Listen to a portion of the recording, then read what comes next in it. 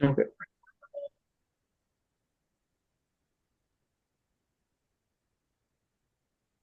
Hello, Professor. Myself, Vijay Solanki. We'll be discussing about this week's presentation. The topic will be leader synthesis. I'll be talking about leadership and the five practices of leadership. So basically, to define leadership, what is leadership? For me, it's a leadership is the ability to influence and guide others toward achieving a common goal while inspiring and motivating them to work together effectively. Basically, a leader is should have an ability to influence and guide others towards achieving a common goal.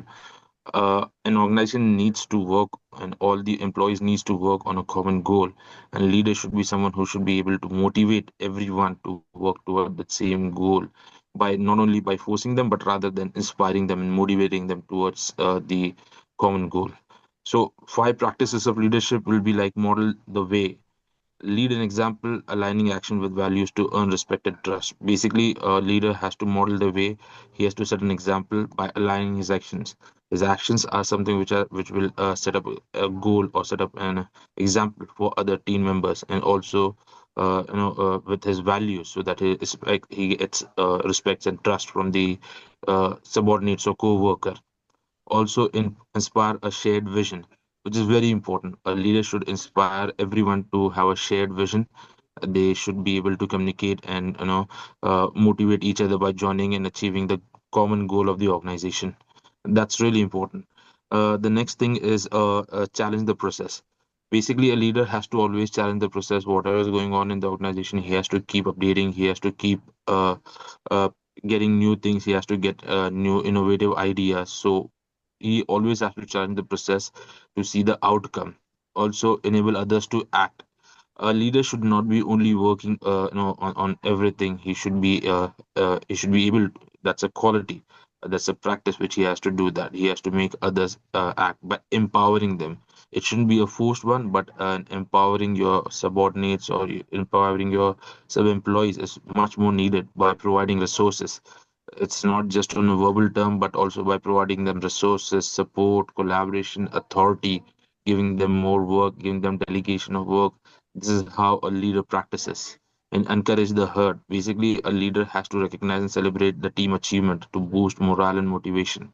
A leader has to, first of all, acknowledge the work of the team members, and also make sure that everyone recognizes the effort of the team members, so that it kind of boosts the morale and motivation, and it helps to encourage the growth. So basically, these are the five practices of leadership.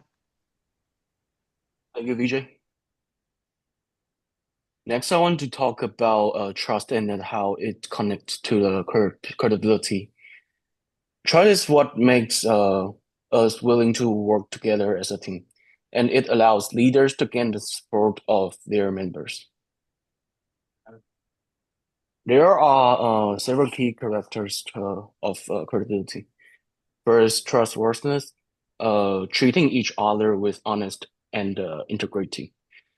Competence, having the necessary knowledge or skills and using experience to guide the team.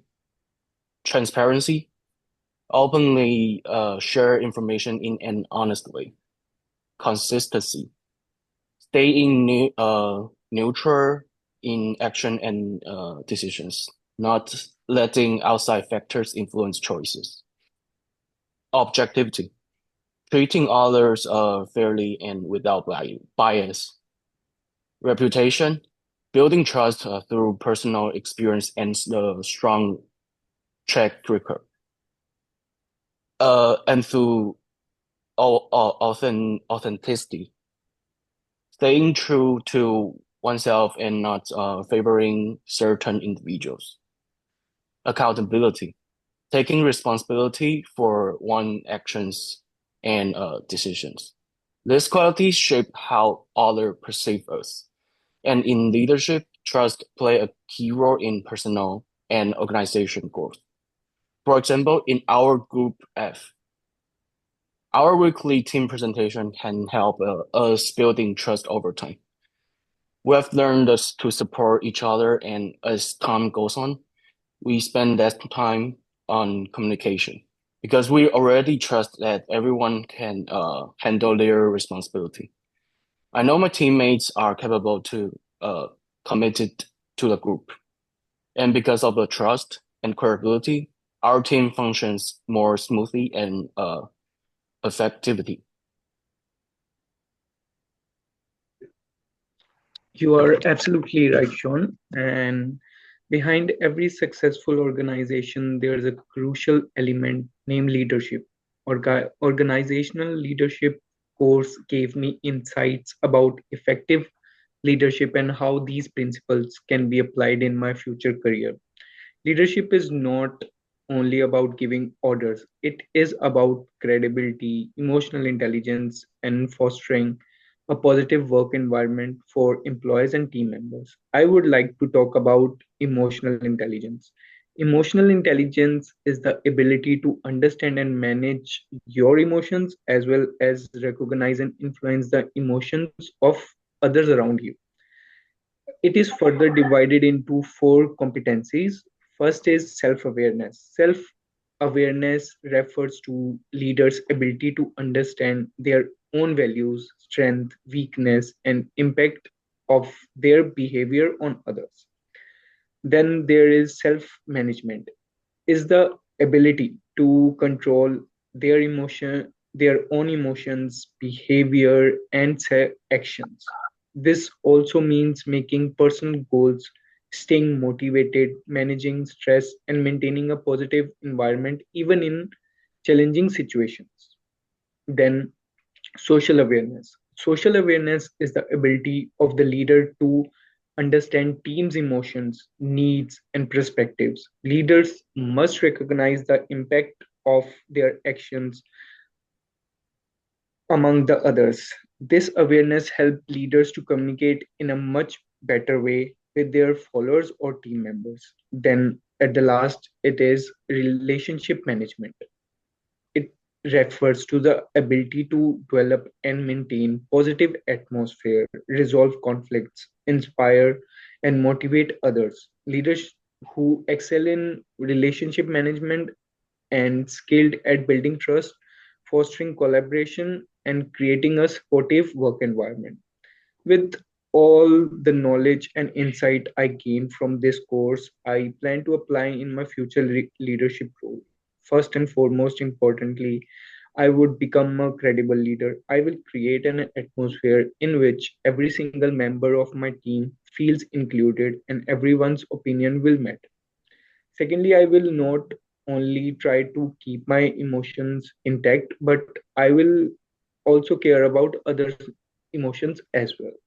That's all. That's what I want to say about emotional intelligence. Thank you, Ashish. I agree with this. One thing that stood out for me in this course is how important it is to take risks and keep doing experiments with your work. Your business will adapt to changes and new trends and new ideas when you, as a leader, start taking risks with certainty. Experimentation and risk taking are not one time events, it's an ongoing process. You need to keep experimenting and improving as your environment, customers, and competitors change. You need to be open to constant feedback and ongoing learning. Experimentation and risk taking lead to growth and learnings. We are living in a very market competitive world right now where businesses are constantly evolving and bringing something new to the table.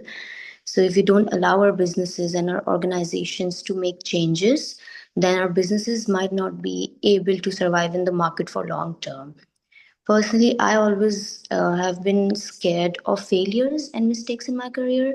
But now I've realized after studying this course and how important it is to take risks that if we don't allow to take risk and experiments, this will definitely put limitations on my personal and professional growth. I will miss out on opportunities and ultimately I will feel very unfulfilled in my career. Another thing that's also important is that along with taking risks, sometimes critical incidents also happen. They are part of life, mishappenings happen, not everything go as planned. So we also need to acknowledge them and learn from them, embrace our shortcomings, learn from them. Also, we should celebrate some small wins with our team, and individually, to appreciate them for their efforts that they are doing, so that they keep doing experiments. They will keep on bringing new ideas to the business. Thank you.